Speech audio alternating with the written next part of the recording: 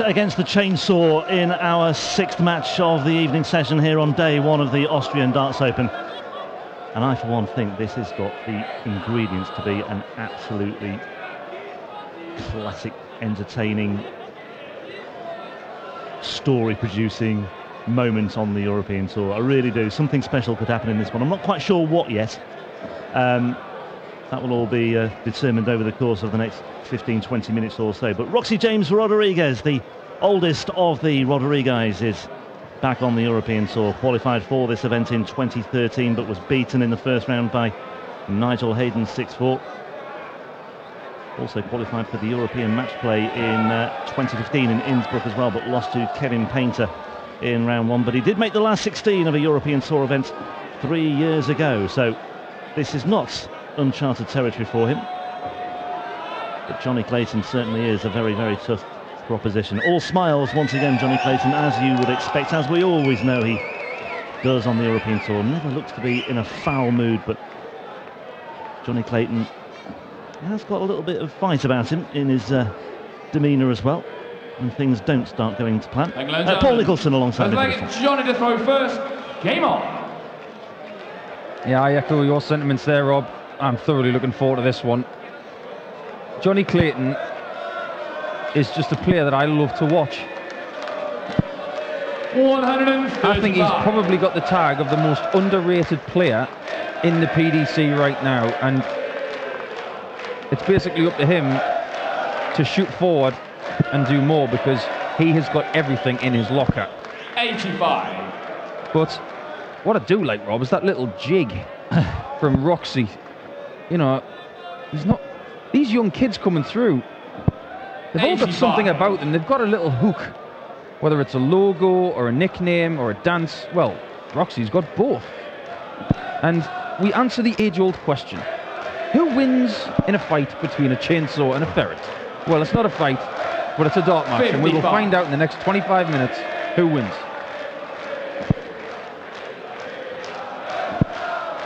Even though I am still petitioning 41. Jonny Clayton to have the nickname Cash, because Jonny Cash Clayton just rolls off the tongue really, really well. And I think I've been saying that now for about 12 months. I think I had a slip of the tongue earlier, by the way. It was last year when Roxy James made the 100. Came through qualifying here before losing to Nigel Hayden in the first round. I think I said 2013, but I meant last year. Back in the days when there were only two Rodriguez in the draw. Yes, and there's more in the crowd as well. That looks like a very proud Mrs. Rodriguez. The plan is here. There's loads of them. Roxy James, though. 140. Jonny requires 140. Gets himself down to a finish. Clayton is already there on his throw. The camera panned over to double 10 a bit prematurely there, but he did find the treble 20 to leave himself double 10. Well, the spotter's got a crystal ball. He just knew that Jonny Clayton was going to have a shot at double 10. Treble 17 will have left the ball. 57. Jonny, you require 10. So double 5 for Clayton for the opener. He split it. 6. To no avail. Are you surprised by that? A little surprised. I like the game of Jonny Clayton's usually very, very aggressive. I thought he would have taken that by the scruff of the neck, really, with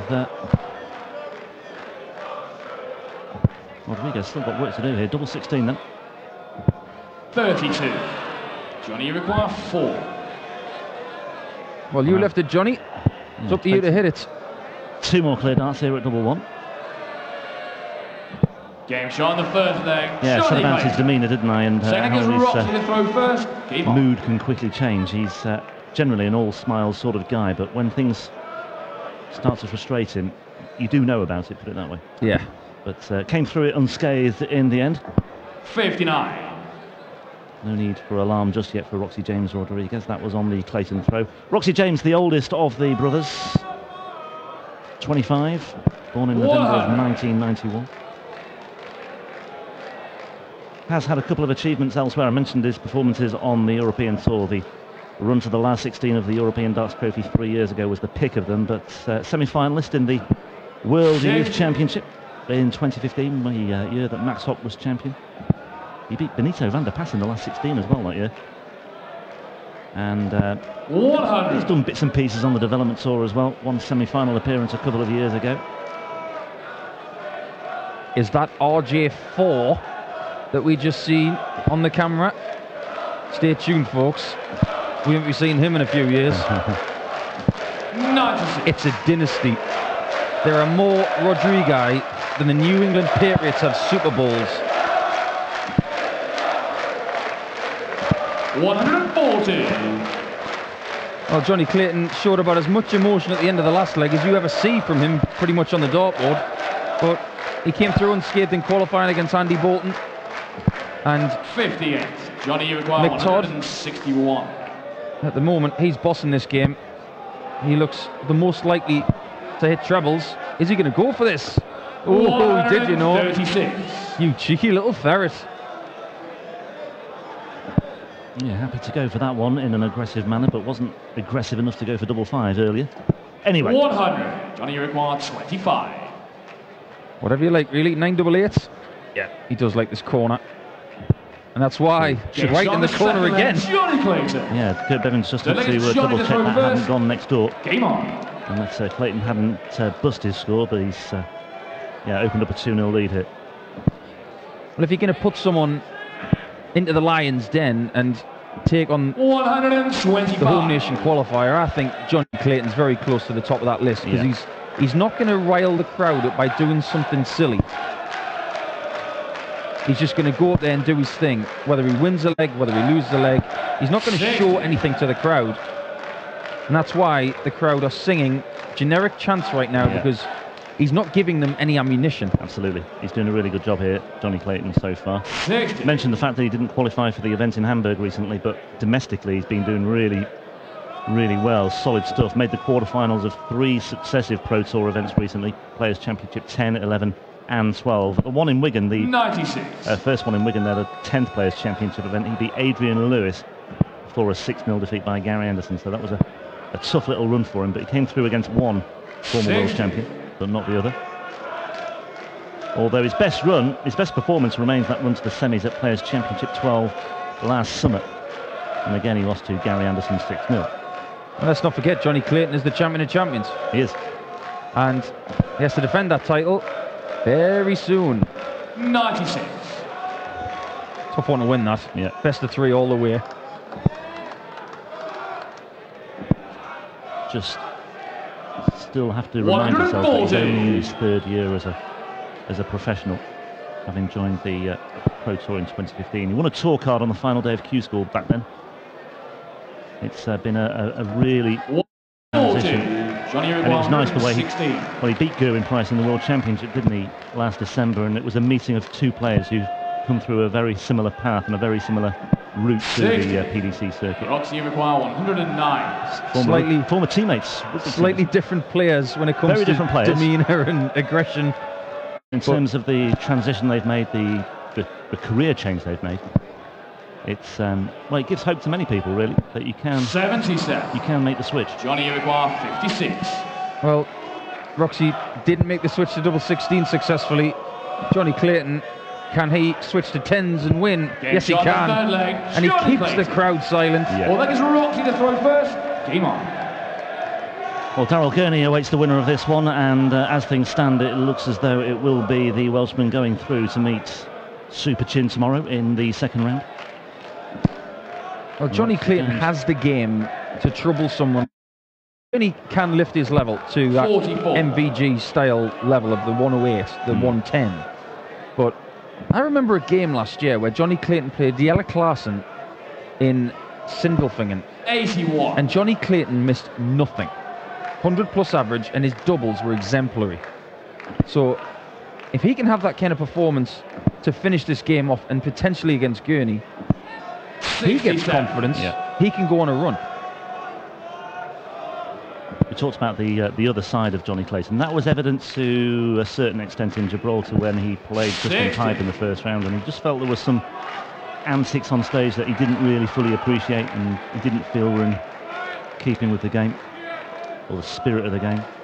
And that's when we saw the I'd say the anger surfaced, but it certainly became a little bit more evident in him. Came through that match against Justin Pipe, but then lost to Dave Chisnell 6-4 in the second round. He's made the second round in all 3 of the Euro Tour events he's qualified for already this year. So he's looking to just enter into that realm of final day territory, which he did manage last year at the European Darts Grand Prix in Sindelfingen, losing to James Wade. You know what they say, Rob? You can't be, because they are dragons after all. Well, that's got the crowd to their feet, doesn't it? To 110. 54. Roxy Maguire. Not seen a whitewash today so far. Don't really like to see them. Many options on 110.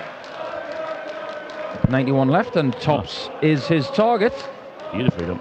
90. A lot of people going that way these days for 110, and logically,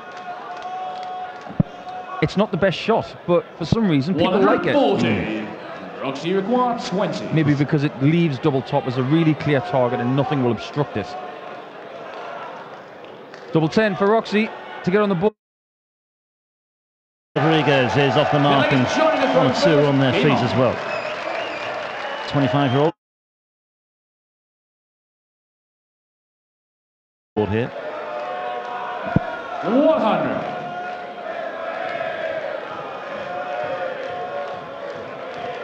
It's got to be some sort of record. It's got to be some sort of record for home nation qualifiers in a European Tour event. 5 home nation qualifiers plus Mensur. That's 6. 59. We will see Mensur against Ronnie Huybrechts tomorrow. I wonder what Ronnie's in for. That's going to be a corker. You mentioned Clayton's finishing. I mean, there we see the checkout stats today of 10 so far, but I mentioned that defeat by James Wade in Sindelfingen at the end of last year, but in the first round when he played Gabriel Clemens, he won 6-1. He hit 6 from 8 that day. Really, really good stuff. Beat Yellow Class in 6-1 in the second round, as I said.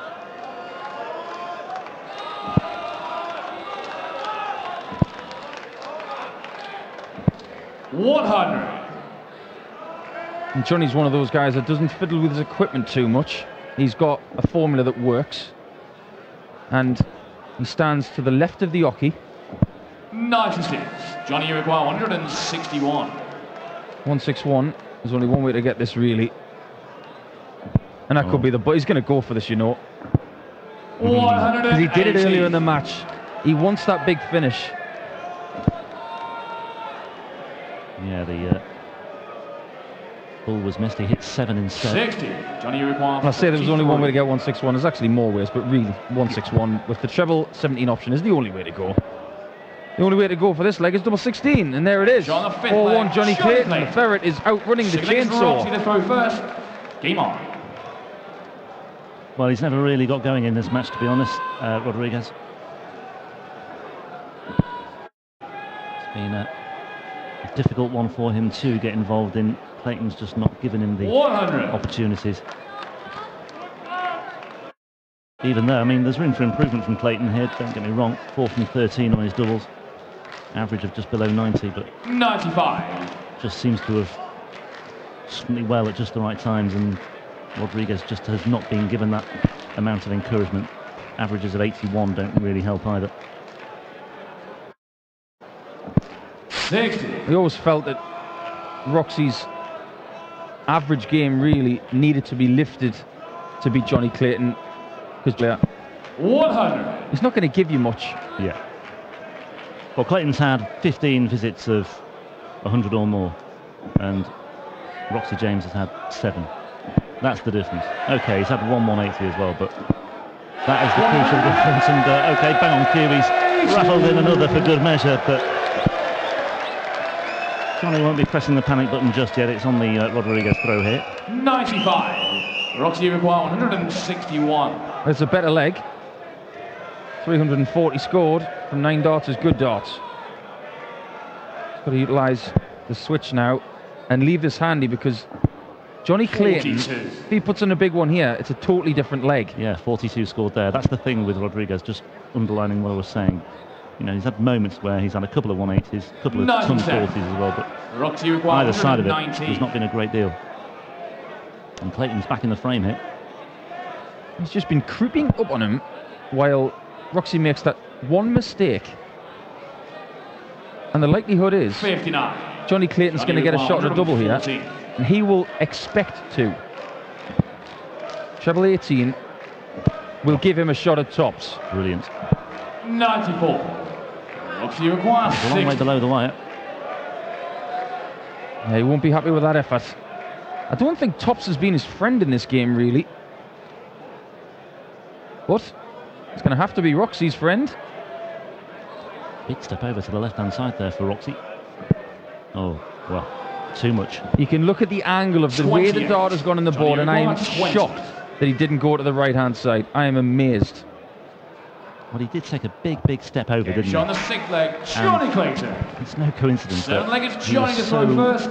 Far over to the other side. I mean, that was almost in the middle of the 5-bet, wasn't it? And, well, Roxy James Rodriguez, that was his leg at his mercy there, and he's lost it. And it's 5-1. It's another break, and Clayton is cruising here now, and, well, into cruise control even further. Absolutely magnanimous stuff from Jonny Clayton. You steal the leg, you start what could be the last leg of the match with a 180. I've already mentioned he's champion of champions, so he's a good short format player. He can sprint. 43.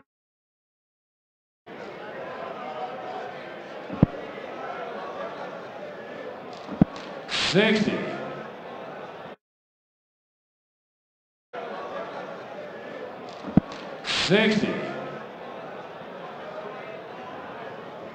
Well, Wales just seems to...